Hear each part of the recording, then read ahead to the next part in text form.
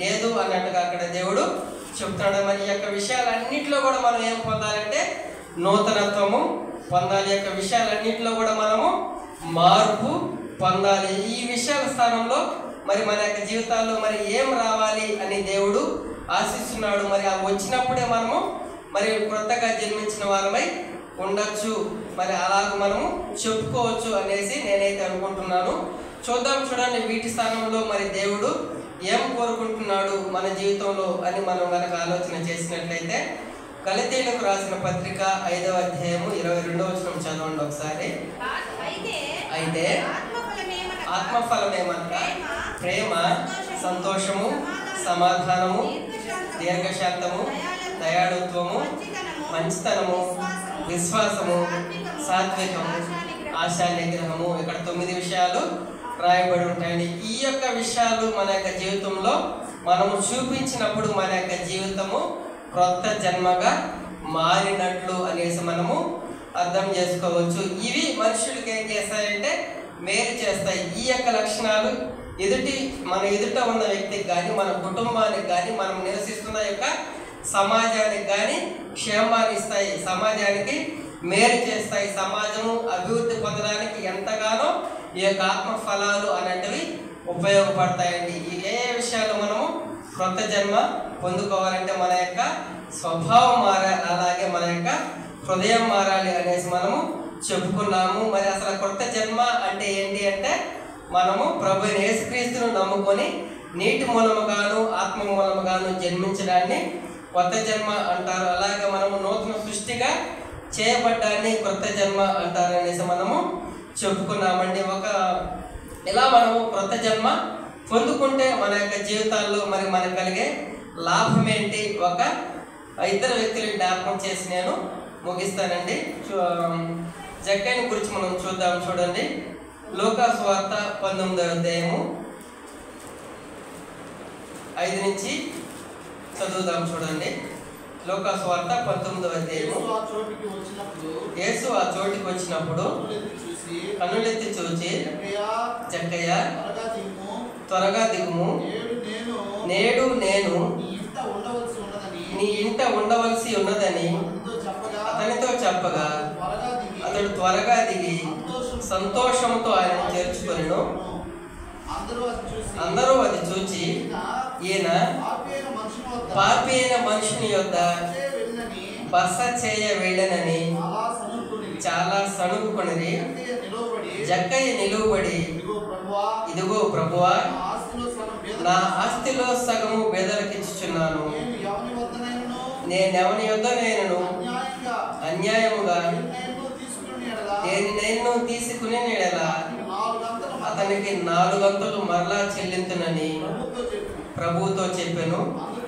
అందుకు యేసు, ఇతడును అబ్రహాము కుమారుడే, ఎందుకనగా నేడు ఈ ఇంటికి రక్షణ వచ్చి ఉన్నది. జక్కయ్య ఇక్కడ మరి దేవాది దేవుణ్ణి చూడాలి అనేసి మేడి చెట్టెక్కాడు. దేవుడు ఆ రూట్లో రానే వచ్చాడు. జక్కయ్యని చూసి, జక్కయ్య త్వరగా దిగు, నేడు నేను ఇంట్లో ఉండవలసి ఉంది అని చెప్పాడు.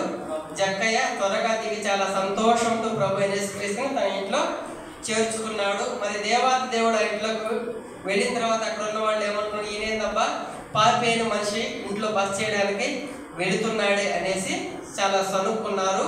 అయితే దేవాది దేవుడు ఆ యొక్క జక్కయ్య ఇంటికి వెళ్ళి జక్కయ్యతో మాట్లాడిన తర్వాత ఆ సంభాషణ అంతా ఇక్కడ రాయబడలేదు, కానీ ఖచ్చితంగా దేవుడు జక్కయ్యతో తన యొక్క వాక్యాన్ని చెప్పుంటాడు, దేవుని వాక్యాన్ని వివరించుంటాడు. అప్పుడు జక్కయ్య ఏం చేశాడంటే తన యొక్క పాప జీవితాన్ని ఒప్పుకుంటున్నట్టుగా ఇక్కడ మనము చూడొచ్చండి. ఆయన నిలువబడి, ఇదిగో ప్రభువా, నా ఆస్తిలో సగము పేదలకు ఇచ్చుచున్నాను. నేను ఎవరి యొద్ద నేను అన్యాయంగా దేన్ని తీసుకుని నెడల అతనికి 4 వంతులు మరలా చెల్లించునని ప్రభువుతో చెప్పాను. దీనిని ఏమంటారంటే క్రొత్త జన్మ లేదా నూతన జన్మ అనేసి మనము చెప్పుకోవచ్చండి. ఉదాహరణగా ఒక ఇద్దరిని చూపిస్తున్నాను మీకు. ఏంటి అసలు కొత్త జన్మ అంటే, ఆయన యొక్క జీవితం ఏమైంది, అక్కడ మార్చబడింది. ఆయన యొక్క పాప జీవితాన్ని ఆయన ఒప్పుకొని నేను అన్యాయం నుంచి ఇక నేను బయటకు వచ్చేస్తాను, నేను చేసిన అన్యాయానికి మరి దాన్ని 4 వంతులు ఇచ్చి నేను దాన్ని దిద్దుకుంటాను ప్రభు అనేసి ప్రభు యేసుక్రీస్తు ఎదుట మరి ఆయన చెప్తున్నట్టుగా మనము చూడవచ్చు. ఎప్పుడైతే ఈ యొక్క విషయాన్ని దేవునికి చెప్పాడు, దేవాది దేవుడు ఏమన్నాడు చూడండి, ఇతడును అబ్రహాము కుమారుడే, నేడు ఈ ఇంటికి రక్షణ వచ్చింది అనేసి దేవాది దేవుడు ఆయనకు చెప్పాడండి. మరి మనము అలా నూతన జన్మను మనం మన జీవితాల్లో పొందుకున్నప్పుడు మనము అబ్రహాము కుమారుడుగా మనము చేయబడతామండి. ఎందుకు ఆ దేవుడు అక్కడ ఆ మాట వాడాడు అని ఆలోచన చేసినప్పుడు ఇదే లూకా సువార్తలో 16వ అధ్యాయంలో ఒక మాట ఉంటుంది చూడండి, 25వ వచనం చదవండి ఒకసారి. అందుకు అబ్రహాము కుమారుడా, నీవు నీ జీవిత కాలమందు నీకు ఇష్టమైనట్టు సుఖము అనుభవించితివి, అలాగుననే లాజరు కష్టము అనుభవించినని జ్ఞాపకం చేసుకును. ఇప్పుడైతే వాడు ఇక్కడ నెమ్మది పొందుచున్నాడు, నీవు యాతన పడుచున్నావు. మనం అబ్రహాము కుమారుడుగా చేయబడితే మనకి ఏం మేలు కలుగుతుంది అని మనం గమనించినట్లయితే మనకి జీవితాల్లో మనకి నెమ్మది అన్నది ఉంటుందండి. ఇక్కడ లాజరు ధనవంతుడు గురించినటువంటి సంఘటనలో దేవుడు చెప్తున్నటువంటి మాటలు, లాజరు చనిపోయి పరలోకానికి వెళ్ళిన తర్వాత అబ్రహాము రొమ్మున ఆనుకొని ఉన్నాడు. అలాగే ధనవంతుడు చనిపోయి పాతాళంలో బాధపడుతూ కేకలేస్తూ అబ్రహాము రొమ్మున ఆనుకొని ఉన్న ఆ యొక్క లాజరును చూసి వారి మధ్య జరుగుతున్నటువంటి సంభాషణ ఇక్కడ మనం చూస్తున్నాము. అబ్రహాము ఇప్పుడు ఆయనకి ఏం చెప్తాడంటే, ఆయన జీవితకాలం అంతా కూడా కష్టం అనుభవించాడు, అయితే ఇప్పుడు ఇక్కడ నెమ్మది అనుభవిస్తున్నాడు. నీవు నేను నూతన జన్మ పొంది రక్షణ పొందిన తర్వాత మన యొక్క జీవితంలో మనకి నెమ్మది అనేది కలుగుతుంది. ఈ లోకంలో మనకి ఎన్ని కష్టాలైనా ఉండొచ్చు, ఎన్ని ఇరుకులైనా ఉండొచ్చు, ఎన్ని ఇబ్బందులైనా ఉండొచ్చు, ఎన్ని అప్పులైనా ఉండొచ్చు, ఎన్ని అవమానాలు, ఎన్ని ఓటములు,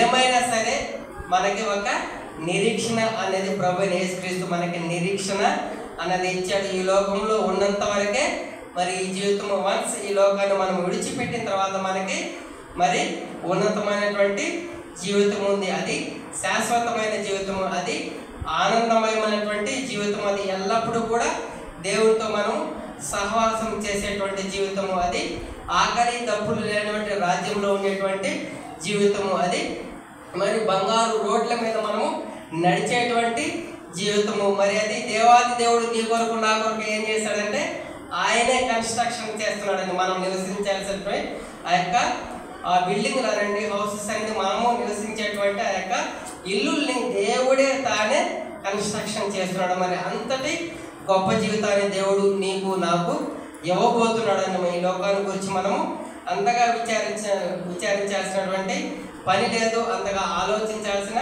పని అయితే లేనే లేదండి. ఇక్కడ లాజరుకున్నట్టు లాజరు చాలా ఆకలి ఉంది లాజరు జీవితంలో, అలాగే ఆయన జీవితంలో చాలా ఇబ్బందులు ఉన్నాయి, అనారోగ్యం ఉంది, ఆకలి ఉంది, చాలా కష్టంలో మరి లాజరు జీవించాడు. అయితే ఎక్కడా కూడా ఆయన తన యొక్క విశ్వాసాన్ని విడిచిపెట్టలేదు, తన యొక్క దేవుణ్ణి ఆ యొక్క ఇబ్బందులను బట్టి, ఆ యొక్క అవసరాలను బట్టి, ఇరుకులను బట్టి, అనారోగ్యం బట్టి దేవుణ్ణి ఎక్కడా కూడా విడిచిపెట్టలేదు. అలాగే దేవుని విశ్వాసంలో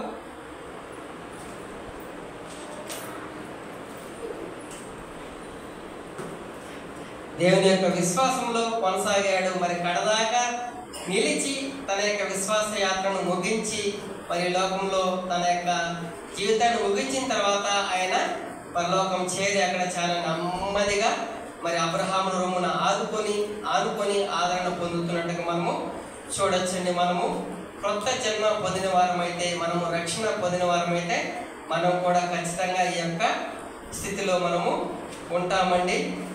తర్వాత మరొక వ్యక్తిని జ్ఞాపకం చేసుకుందాం. చూడండి, అపొస్తలుల కార్యములు 9వ అధ్యాయము 3వ వచనం చదువుకుందాం. చూడండి ఒకసారి, ఇక్కడ పౌలు గురించి రాయబడి ఉంటుంది.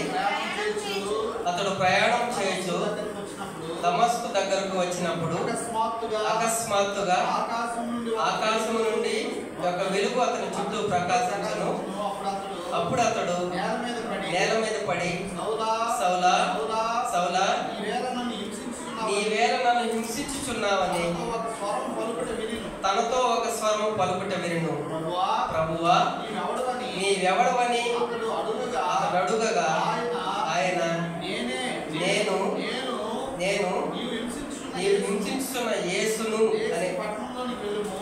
చాలండి. ఇక్కడ కనుక మనం గమనించినట్లయితే మరి పౌలును దేవుడు దర్శిస్తున్నటువంటి సందర్భాన్ని ఇక్కడ మనము చూడొచ్చు. మరి పౌలు గురించి ఒక్క మాట ఈ 9వ వచనం మొదటి వచనం చదువుదాం చూడండి. సౌలు ఇంకను ప్రభు యొక్క శిష్యులను బెదిరించుటయు హత్య చేయుటను తనకు ప్రాణాధారమైనట్టు ప్రధాన యాజకుని వద్దకు వెళ్ళి ఈ మార్గమందున్న పురుషులనైనను స్త్రీలనైనను కనుగొని నెడలా వారిని బంధించి యెరూషలేమునకు తీసుకుని వచ్చుటకు దమస్కులోని సమాజంలో వారికి పత్రికలమ్మని అడిగాను. సౌలు ఏం చేశాడంటే ప్రభు యేసుక్రీస్తు నమ్ముకున్న వారిని బెదిరించడం, హత్య చేయడం, సంఘాన్ని హింసించడం, ఇది తనకి ప్రాణాధారం. అంటే తన యొక్క టార్గెట్. నేను ఈ లోకంలో జన్మించిన దానికి ఇదే నా టార్గెట్, ఇదే నా గురి, ఇదే నా గమ్యము అన్నట్టుగా అక్కడ పౌరులు మనము చూస్తున్నామండి. అలా ఆయన యొక్క ఆ పనిలో ముందుకు సాగుతున్నప్పుడు దమస్కు దగ్గరకు వచ్చినప్పుడు పౌలు దేవుడు ఆయనను దర్శించాడు. దర్శించి ఆయన కింద పడిపోయిన తర్వాత సౌలా సౌలా ఎందుకు నీవు నన్ను హింసిస్తున్నావు అనేసి అడిగినప్పుడు నీవు ఎవరంటే నీవు హింసిస్తున్న యేసును అని దేవుడు ఆయన దర్శించిన తర్వాత ఆయన యొక్క జీవితము డెడ్ ఆపోజిట్ అయిపోయిందండి. సంఘాన్ని హింసించినటువంటి పౌలు తర్వాత ఏం చేశాడంటే సంఘాన్ని కట్టేవాడయ్యాడు. మరి సంఘంలో ఉన్నవారి ప్రాణాలు తీసేటువంటి సౌలు తర్వాత ఏం చేయబడ్డాడంటే క్రీస్తు కొరకు పానార్పణముగా పోయబడ్డానికి ఆయన సిద్ధపడ్డాడు. అలాగే నా మట్టు పట్టే బ్రతుకుట క్రీస్తే అన్నాడు. ఒకనొక సందర్భంలో ఒక పట్టణంలోకి పౌలు వెళ్ళాలి అనుకుంటాడు, కానీ ఆయనతో ఉన్నవారు నువ్వు అక్కడికి వెళ్ళొద్దు, నీ కొరకు అక్కడ బంధకాలు కాల్చుకొని ఉన్నాయి, నీకు అక్కడ మరణము కాల్చుకో ఉంది అనేసి వారు అంటారు. అయితే అక్కడ పౌలు ఏమంటాడంటే నాకేమీ ఇబ్బంది లేదండి, క్రీస్తు కొరకు చనిపోవడానికి కూడా సిద్ధంగా ఉన్నాను. ఇంత మార్పు ఎలా కలిగింది పౌలు యొక్క జీవితంలో? సంఘాన్ని హింసించేవాడు మరి సంఘాన్ని కట్టేవాడయ్యాడు. సంఘంలో ఉన్నవారి ప్రాణం తీసేవాడు మరి అదే సంఘస్థుల కొరకు, అదే సంఘం కట్టడానికి, అదే సువార్త ప్రకటించడానికి తన యొక్క ప్రాణాన్ని అర్పించేవాడుగా మార్చబడ్డాడు. ఎలా ఇది జరిగిందంటే దేవుడు ఆయన యొక్క జీవితంలో ఆయన్ను దర్శించి ఆయనకు క్రొత్త జన్మను దేవుడు అక్కడ అనుగ్రహించినట్టుగా మనము చూడొచ్చండి. దీన్నే క్రొత్త జన్మ అంటారు. ఆయన యొక్క జీవితము డెడ్ ఆపోజిట్ అయిపోయిందండి. పూర్వం దూషకుడిని నేను, హింసకుడిని, ఇప్పుడైతే నేను క్రీస్తు కొరకు ఏమైనా సరే చేస్తాను. ఒక మాట చెప్తాడండి, క్రీస్తు పడిన పాటలో పొదువైన వాటిని నేను అనుభవిస్తున్నాను అనేసి ఒక మాట కూడా ఆయన అంటే అంతలా క్రీస్తు కొరకు ఆయన ప్రయాసపడ్డాడు, అంతలా క్రీస్తుని ఆయన హెచ్చించాడండి. ఆ విధంగా తన యొక్క జీవితం అంటే ప్రభువైన యేసుక్రీస్తు ఈ లోకంలో ఉన్నప్పుడు పరిచర్య చేశాడు కదండి. మరి ఆయన సూచక్రియలు, అద్భుతాలు, వాక్య బోధ చాలా చాలా చేశాడు. యోహాను దాని గురించి రాస్తూ ఇవన్నీ వివరించి రాస్తే ఈ భూలోకం కూడా సరిపోదు అనేసి రాశాడు. మరి ప్రభువైన యేసుక్రీస్తు తర్వాత మరి సంఘం కొరకు అంతలా ప్రయాసపడింది ఎవరు అని మన చరిత్రలో కనుక గమనించినట్లయితే ఖచ్చితంగా పౌలు గారి, యోహాను గారు ఉన్నారు, అలాగే శిష్యుడైన యోహాను, పేతురు, ఇంకా యాకోబు 12 మంది శిష్యులు ఉన్నారు కదండి. మరి వీరందరికంటే కూడా ఎక్కువగా ప్రయాసపడ్డాడు అనేసి పౌలు గారు చెప్తున్నాడు. చెప్పడమే కాదు, ఆ విధంగా ఆయన ప్రయాసపడ్డాడు. అలా ఆయన జీవితము మారడానికి కారణం ఏంటి అంటే ఆయన పొందినటువంటి నూతన జన్మ. అంతకుముందు ఏం చేసేవాడు? ఆయన ధర్మశాస్త్రమే ప్రధానము. ధర్మశాస్త్రాన్ని చాలా నిష్ఠతో, చాలా నిక్కచ్చిగా ఆయన ఫాలో అయ్యేవాడండి ధర్మశాస్త్రాన్ని. అయితే ప్రభువైన యేసుక్రీస్తుని ఎప్పుడైతే తెలుసుకున్నాడో, ఎప్పుడైతే నమ్ముకున్నాడో, ఆ తర్వాత ఆయన కంపేర్ చేశాడు. ధర్మశాస్త్రం అంటే ఏంది, ప్రభువైన యేసుక్రీస్తు అంటే ఏంది. పత్రికల్లో అన్నింటిలో కూడా ఆయన ఆ విషయాన్ని ఖచ్చితంగా రాసుంటాడు. ధర్మశాస్త్రం దేని చేయజాలకపోయింది, ప్రభువైన యేసుక్రీస్తు మనకు ఏం చేశాడు, క్రీస్తుని గురించిన అనేక సంగతులు ఆయన తెలుసుకొని మరి అనేక సంఘాలకు, అనేక మంది వ్యక్తులకు ఆయన రాసిన పత్రికల్లో ఆయన క్రీస్తుని గురించిన అనేక సంగతులు రాశాడు. నాకు చాలా సంగతులు ఆయన రాశాడండి. మరి ఈ విధంగా ఆయన నూతన జన్మను పొందుకునే క్రీస్తును ప్రకటించినట్టుగా మనము చూడొచ్చు. చివరిగా ఒక మాట చదువుకొని మనము ముగించుకుందామండి. 2వ కొరింథీ పత్రిక కాదండి, కొలస్సై పత్రికలో అనుకుంటాను ఆయన పడినటువంటి కష్టాల గురించి రాయబడి ఉంటుంది. ఒక నిమిషం అంటే చెప్తాను.